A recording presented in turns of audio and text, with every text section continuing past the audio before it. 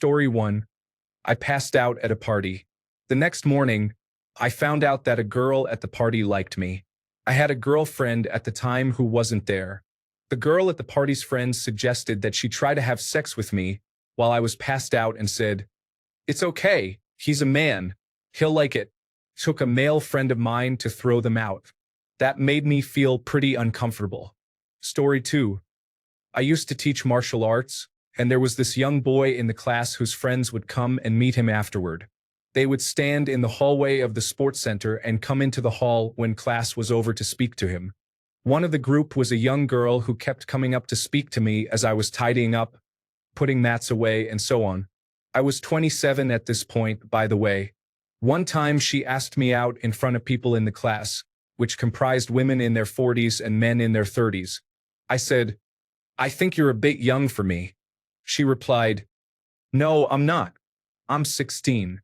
Me, that's too young."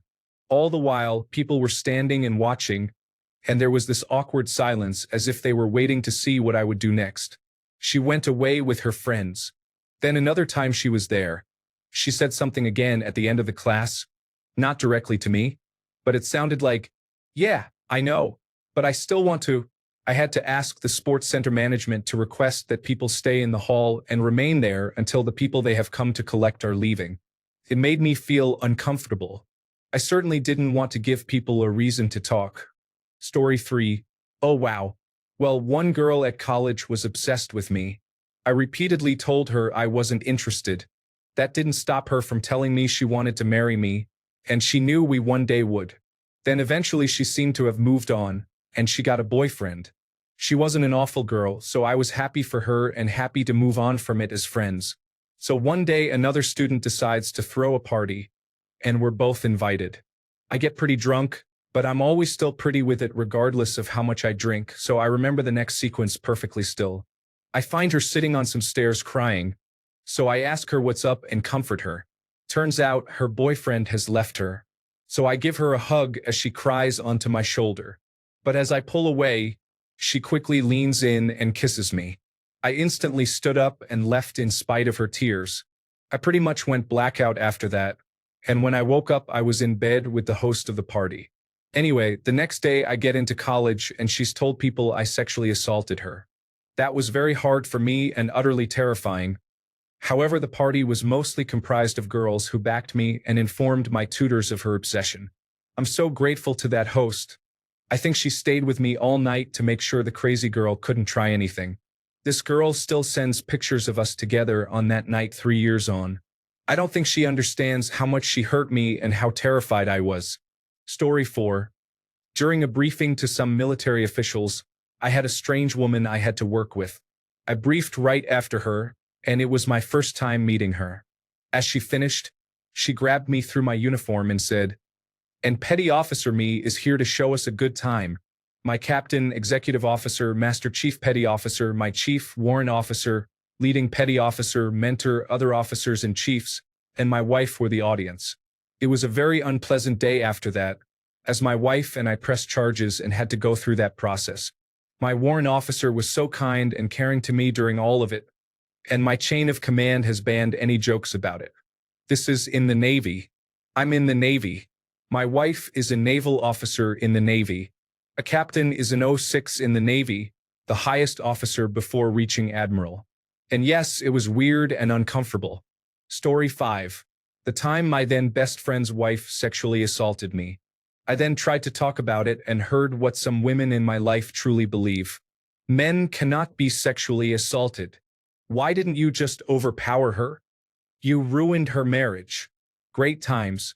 Story 6. Just last year, I badly damaged my hand and had to have surgery. My hand was bandaged, but it couldn't be put in a cast as I had metal wires put through my hand to keep the bone in place while it healed. Anyway, I was invited out to a bar by some friends, and after weeks of isolation following the surgery, I gladly accepted the chance to get out of the house and socialize, though it was risky, of course. I met up with my friends, a mix of guys and girls. They were all very interested in my injury, and I politely warned them to be careful around my hand. One of the girls came over, touching my hand and saying she'd look after me. I was like, No thanks. Please don't touch it. Then she started touching and rubbing her hand over my crotch. I felt so uncomfortable and couldn't properly get her off me as I had a drink in my free hand. I wasn't interested in this girl and told her we were just friends, trying to walk away, but she kept following me, seemingly enjoying the fact that I couldn't physically stop her in my current state. I then told her to leave me alone, and finally, she got the hint and walked off in a sulk. Her friend then came over to me and asked, "What's wrong with you? Are you gay?" I just gave her a dirty look. The girl came back, said she was sorry, and tried touching me again. I had had enough and told her not to come near me again. I told the guys I was leaving to go to another bar, and some of them came with me and we had a great night. This experience really opened my eyes to how some women will try to take advantage of you when you're in a weakened state, which was surprising to me as I never imagined women to be like that and had never had the problem before. Story 7.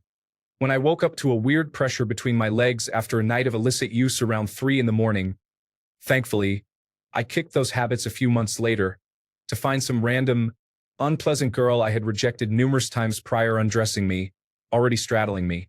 It got heated. I said some terrible things, but she should have left me alone when I've already said no. This is something I never thought would happen to me, but it did. Looking back at it after sobriety and a clearer mindset, I shouldn't have been associating with that group from the beginning. Edited for clarity. I appreciate all the feedback and responses. Wow, I've now vowed to put more money into support groups in my area for sexual abuse survivors. You guys are awesome. Story 8. Every time Mom's friends would come over to drink, someone would always end up grabbing my ass. If I went into the bar we had, the comments didn't end until I left or they became gross enough for my mom to get them to stop. Story 9.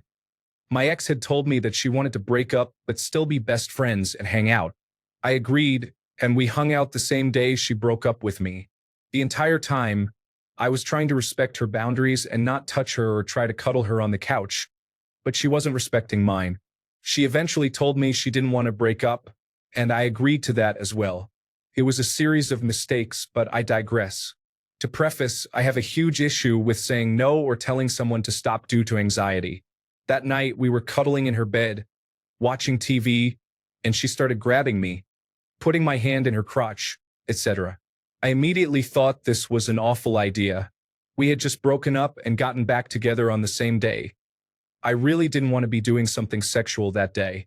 She eventually crawled on top of me and started having sex with me without asking, which made me freeze up. That was the first time we had sex and the first time I ever had sex. I wasn't comfortable with it given the context. She ended up breaking up with me again a few days later. I think she got back together with me to use me for sex, which made me really depressed for a while, but it was for the best in the long run. I wish I had the courage to tell her no or to stop because I really didn't want to lose my virginity that way. Those advances made me pretty uncomfortable. Story 10. This is a fun one for me. During college, there was a girl in my dorm who I was not into at all.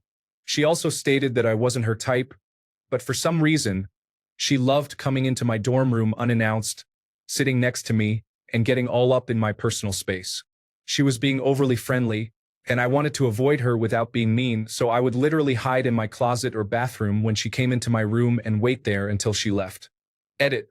For everyone comparing my experience to sexual harassment or assault, let me assure you it was nothing like that, though I'm sure women-on-men harassment is more prevalent than most people think.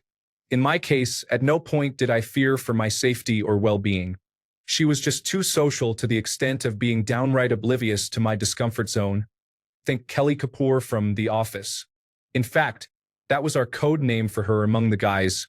Hey, Kelly was looking for you. Story 11. I had a coworker at a Chipotle I just started at in college. It was mostly college students working there, and she and I were both students as well. She was friendly to me, which can be nice in a new job where you're trying to integrate, so I reciprocated. Within the first 3 days of working there, she kept comparing me in looks and mannerisms to her boyfriend. For obvious reasons, this made me uncomfortable. While on shift with her, I mentioned I had to go to the computer lab after work for finals. She basically cornered me in the lab and got me to agree to hang out later. She wanted to drink, and I made it clear that I had finals and work the next day and wouldn't be drinking. She showed up at my house with two 32-ounce beers anyway. After doing the usual body language cues that women show, she started talking about her sexual fetishes, such as her death fetish and wanting to be with someone on an embalming table. She said this in a room full of 5 people who had never met her before, including 2 roommates and 2 friends that were over. When I said I was going to bed, she tried to follow me upstairs, and I had to make it clear I was going alone, and she needed to leave. It was super awkward having to see her on shift for the next 6 months. Story 12. She was a first cousin of my dad, technically my aunt, but only about 6 years older than me. I was 15 at that time. She always stood suggestively before me when we were alone, and I always ignored her advances. At one time, she even told me that she wondered if I was even a man. All of that made me very uncomfortable. It still does sometimes. Story 13. My boss at my internship has not been shy about hitting on me. It's extremely uncomfortable. I'd like to be offered a job after the internship because I like the work. I don't want it to be because she wants something from me, and I don't want to be offered it because she's been rejected by me. It makes the whole situation bad. It makes me angry that she would make this fun opportunity feel like this. I don't trust the sort of person who would do this to me to be the sort of person who handles rejection with grace. Story 14. When this one woman tried to make the fact that she was cheating on her boyfriend with various guys and wanted to cheat with me as well a seduction point, and when that didn't work, she thought informing me that I'd be her first guy from the other side of the tracks would somehow do the trick. She was from this southern old money family and believed that anyone living in New England, I'm from New Hampshire, is automatically white trash unless they're from a handful of very exclusive zip codes. This was in college years ago, and I was actively forming a relationship with someone else at the time, so I didn't pay it any mind after the fact. But when it happened, I just felt so bad for her. Living in a delusion where she's this manic pixie dream girl to be desperately desired by the likes of me. Yes, she really said, "Can you even imagine someone like me sleeping with the likes of you? Go on, imagine it." As if that's a turn on. And when I said no the first time and she thought that insulting me and my family would somehow get me in the mood, I was left massively confused and concerned for her. I pitied her, which was a new and unwelcome feeling when someone was trying to seduce me. The insults and insinuations, which were baseless, didn't even bother me so much as her approach to the whole thing. She ended up dropping out, I think.